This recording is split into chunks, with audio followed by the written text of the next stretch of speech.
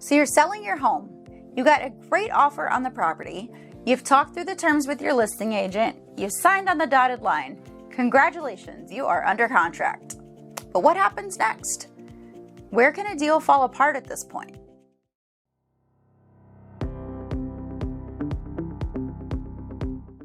I'm Deanne Melnick with City Chic Real Estate in the DC metro area and Montgomery County, Maryland. And today I'm going to talk to you about 4 places during the home selling process where things can fall apart and what I, as a listing agent, do to keep that from happening. The first part of the process where things can go south is with the financing. We want to understand before we go under contract exactly how the buyer intends to purchase the home. Of course, if they are planning to pay cash, we want to verify their proof of funds to make sure that the buyer does in fact have the funds to purchase the property. In most cases, the buyer is going to be getting a mortgage on the property, so we want to look a little closer at the financing. Up front, we want to reach out to the lender and find out, are they responsive? Can we reach them outside of Monday through Friday 9 to 5 hours? Are they available evenings and weekends? And does the lender have a good reputation for closing deals on time? Secondly, we want to understand, where is the buyer really at in the financing process? Have they just obtained a pre-qualification, or have they obtained a pre-approval? Has the lender had a chance to review all of their income and assets? Once we've verified all of this information and we're under contract, one of the things that I as a listing agent do to help mitigate risk when it comes to financing is manage the lending process. We want to make sure that we have note of all contingency dates, and we want to make sure as we go through the process that we're getting updates periodically from the lender and helping with any outstanding conditions if we need to on our side. Another thing we want to make sure that we're doing is managing to the financing contingency deadline if there is one. In our contract, the financing contingency actually extends unless the seller gives notice to terminate the contract or the buyer provides a commitment letter.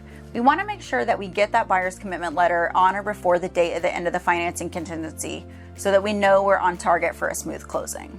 The second part of the process where things can go wrong is the appraisal. In my opinion, this is the number one reason why contracts are falling out in today's market. Buyers are getting over aggressive with sales price, they're going way over asking price, and not really understanding what waiving an appraisal contingency means. When a buyer waives an appraisal contingency, it means that they intend to complete the purchase whether or not the home meets value with the appraisal. One way up front we can take a look at this and try to mitigate risk down the road when it comes to the appraisal is making sure that the buyer has funds to cover an appraisal gap.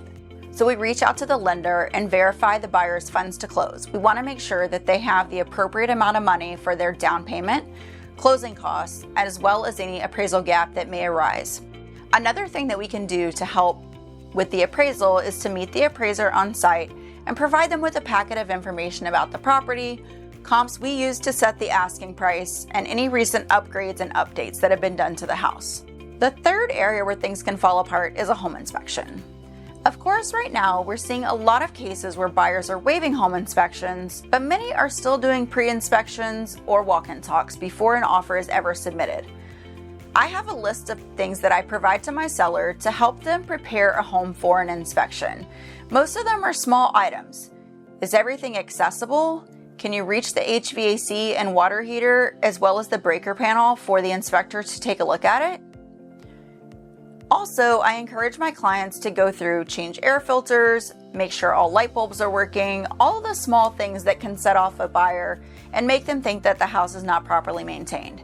We want to make sure that everything is easy for the inspector and the buyer so that they can feel at ease moving into the home and not terminate a contract as a result of an inspection. The fourth and final area where a contract can fall apart is kind of a catch-all.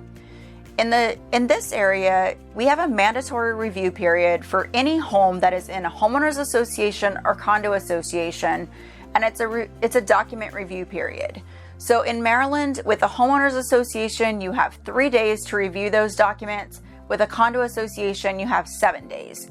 What I'm seeing is that many agents are removing other contingencies and using this document review period as a catch-all for due diligence on a home.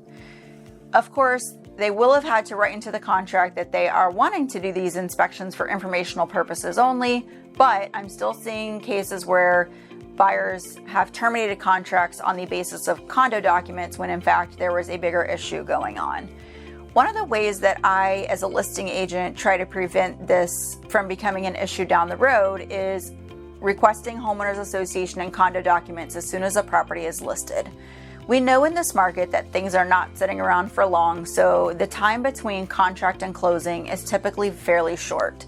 There is not usually a risk of ordering the condo or HOA documents too early right now, so we want to make sure to keep that time frame to the 3 and 7 days that are required by law, but not extending it an unnecessary amount of time, therefore giving the buyer more time to back out of the contract. I hope that taking a look at these 4 areas of how a contract can fall apart and what I do to mitigate their risks help you understand some of the ways we get from contract to closing very smoothly. Of course, going under contract is only part of the journey, and managing the process from contract to close is really one of the areas where I feel I excel.